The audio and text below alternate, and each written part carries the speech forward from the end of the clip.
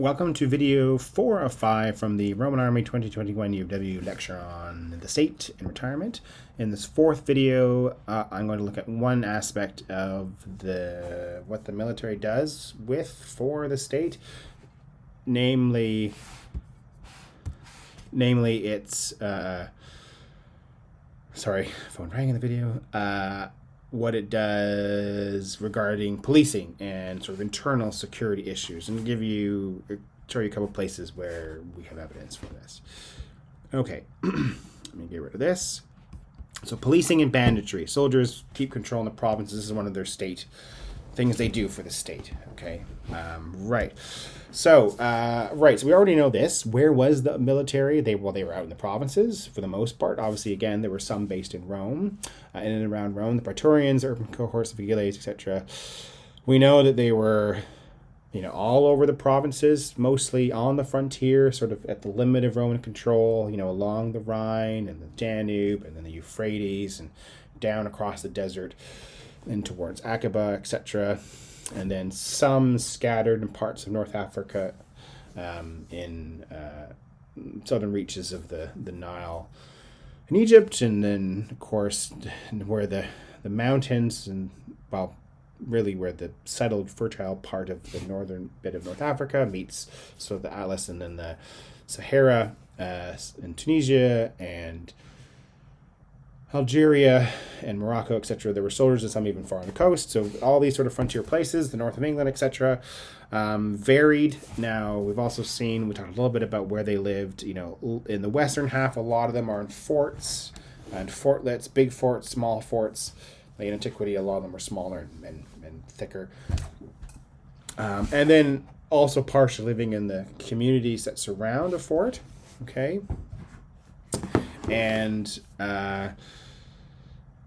but also then, of course, during Europus, there's an example of a place in which they're living inside the city. So in the east, there are a lot of soldiers living in cities. Okay, so what do they do in all these places? So we've looked at some of the day-to-day activities that they do, and obviously they're often at war sometimes, but they do other things as well. Okay, especially vis-a-vis their relationship with the state. So they supervise and control the movement of people. We have various kinds of evidence that illustrates this. So they might collect, duty charges upon, people and goods move from outside the empire to in. In a lot of cases, the Romans would try and get money from you, and the soldiers would be responsible for this. We find evidence of this, especially in the southeast. So sort of Egypt, what is today Egypt, and parts of Israel, Palestine, and Jordan.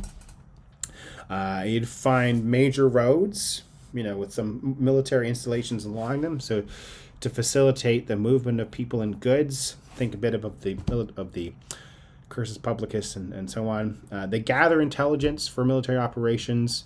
They enforce the political control of the state. Now, there actually is a good book, Christopher Furman, on policing Rome. Read that, and then you can listen to me. But the soldiers kind of serve like police, more or less. There are something like a police force in some cities, but in a lot of cases there isn't.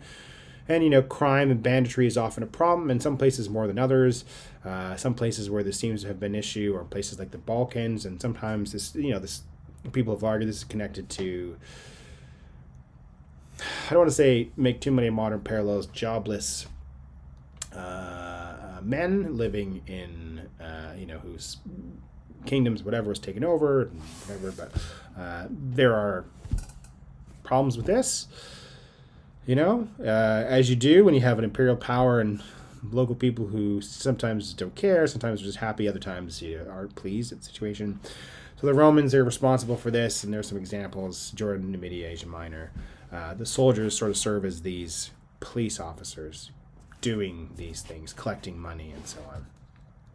And we can find places where it seems to be, explicit. So in the Near East, for instance, so here's a map from the great blog Balandis. Variation of one that exists shows the soldiers in the southeast. This is modern day Jordan, is like here, and there's Israel, Palestine, and Egypt over here, and there were a whole set of forts running more or less along this red road. Here's ones like El Ejun and Azraq Jamal, etc., and Aqaba, the coast. So there was some sort of duty station possibly down here, Anyway, here are some of the locations that we find. Castle Bashir is one I've shown you because it's so well preserved. It's a beautiful forest. So it's located somewhere over here. And there's the inside. Also, Dajania, which is a little further down, closer to Udre. Anyway, so those are some of these sort of desert road forts that are responsible for policing things. Is the end of it? No, it's not. Okay, so that's along trade routes, monitoring things, monitoring movement of people. I noted here, that besides the relationship between Rome and its soldiers and the settled citizens of a state, one issue that comes up in some places is when Rome moves in and takes over, there's often or always pre-existing people and relationships, and the presence of Rome can sometimes complicate this, especially when the presence of Rome brings with it not just some Roman rules and roads and laws and people, but settlers and more. And so in a lot of places like the Near East, we have a lot of movement of people back and forth across, those areas from less settled to more settled, at least in terms of population settlement. So cities versus rural, and so you get a lot of transhumance, people who move seasonally with their animals in the Middle East, Bedouin, etc. And the Romans often want to control this and rather it's to extract money from it. And the soldiers are a means of doing this. You have to think of soldiers as, besides defending the empire and doing the day-to-day stuff and having these relationships, they're also an instrument of the state. They are, for many people, this is the physical manifestation of the state in their eyes, maybe besides the coined images of the emperor, whatever you might find, but it is one of the obvious ones. It's not always a good one. Now, soldiers are often involved in settling disputes if there are legal issues. So a lot of the letters and stuff that we have a lot of petitions where we have evidence for this, especially in the papyri in Egypt and a few other little places where people, write to local military official asking for help, settling a matter. So Flavius Abenaeus is a 4th century officer, has left behind this archive, the Abenaeus archive, which I think I mentioned before. And he deals with a lot of this stuff. Now, besides that, there are other things they do, policing and settling disputes. They serve guard duty for incarcerated individuals in the provinces in Rome.